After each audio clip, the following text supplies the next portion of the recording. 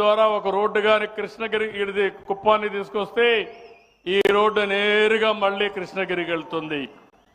తొందరలోనే ఇక్కడ ప్రారంభమై బెంగళూరు ఔటర్ రింగ్ రోడ్ లో ఓసూరు దగ్గర కవర్ అయ్యేడుగా ప్యారలల్ రోడ్డు కూడా తీసుకొస్తున్నాం. ఆ రోడ్డు వస్తే డైరెక్ట్ గా 1:30 గంటకి వెళ్ళిపోతాం. ఇప్పుడు ఇవన్నీ వచ్చిన తర్వాత ఇంకో పక్క మీరు చూస్తే ఇక్కడే రైల్వే స్టేషన్ ఉంది. అనేక ట్రైన్లు ఫాస్ట్ ట్రైన్స్ కూడా వచ్చే పరిస్థితికి వచ్చింది. ఇది కాకుండా కుప్పంలో తొందరలోనే ఎయిర్పోర్ట్ కూడా డిసెంబర్లో ప్రారంభిస్తాం. కార్గోకు ఉపయోగిస్తాం, ప్యాసింజర్స్కు ఉపయోగిస్తాం. దీన్ని ఒక హబ్గా తయారు చేస్తామని చెప్పి నేను మీకు తెలియజేస్తున్నా. అనేక రకాలైనటువంటి ఇనిషియేటివ్లు తీసుకుంటున్నాం. దేశంలో ప్రపంచంలో ఉండే టెక్నాలజీస్ అన్ని ఇక్కడ తీసుకొస్తా, పరిశ్రమలు తీసుకొస్తా, ఎడ్యుకేషన్కు ప్రాధాన్యత ఇస్తా, మానవ వనరుల అభివృద్ధి కోసం పనిచేస్తాం. ఈరోజు ఒక చిన్న ఉదాహరణ ఏ దిశలో ఆలోచిస్తున్నామంటే, నేను ఎన్నోసార్లు చెప్పాను, రాష్ట్రంలో చేసే ఒక ప్రయోగాలకి కుప్పం కేంద్రంగా తయారవుతుందని మీకు ఎప్పుడో చెప్పాను.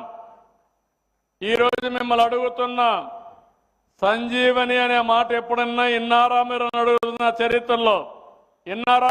సంజీవని వినలేదా? చరిత్రలో రామాయణం విన్నారా లేదా? విన్నారా లేదా? రాముడు మూర్ఛపోతే, లక్ష్మణుడు ఆ రోజు మూర్ఛపోతే యుద్ధంలో అప్పుడు ఏం జరిగింది? సంజీవని మొక్క కావాలన్నారు. సంజీవని మొక్క ఎక్కడ దొరుకుతుందంటే, ఆ రోజు హనుమంతుడు చెప్పినప్పుడు నేను పోయి తెస్తానని వెళ్ళాడు. ఆయనకు మొక్క తెలియదు కానీ తేవాలని సంకల్పం ఉంది. తెలియకపోతే పర్వతాన్ని తీసుకొచ్చాడు.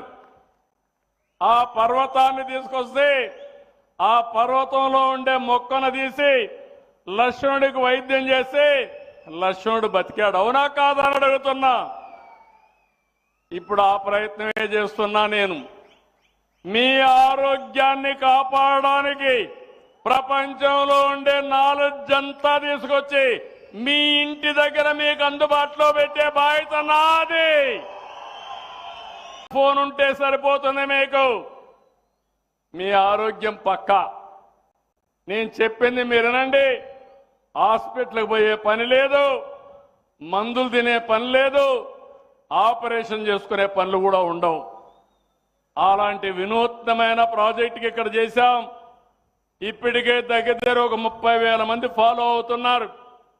తొందరలోనే ప్రతి ఒక్కరి ఆరోగ్యం కోసం మనం ప్రయత్నం చేస్తామని చెప్పి తెలియజేసుకుంటూ, ఈరోజు ఒకటే మిమ్మల్ని కోరుతున్నా, ఒకటి కాదు, చాలా విషయాల్లో టెక్నాలజీ ఒక పక్క ఉపయోగించి అదే మరిగా పెద్ద పెద్ద సంస్థలు కూడా ఇక్కడ తీసుకొచ్చి రాష్ట్రానికి కూడా తీసుకొచ్చి మన యువతకు ఉపాధి కూడా కల్పిస్తాం.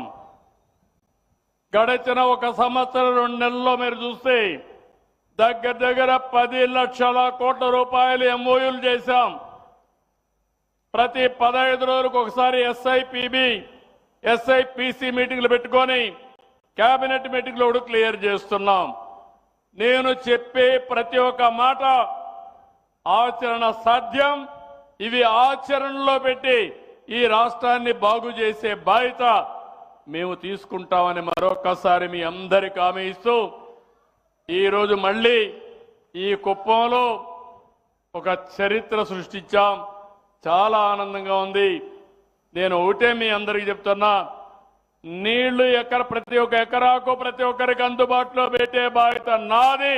దీన్ని సద్వినియోగం చేసుకొని బాగుపడే కర్తవ్యం మీది. దీనికి సిద్ధమా అని మిమ్మల్ని అడుగుతున్నా. సిద్ధమైతే చేతుల పైకెత్తండి. వాణిజ్య పంటలు వేయాలి.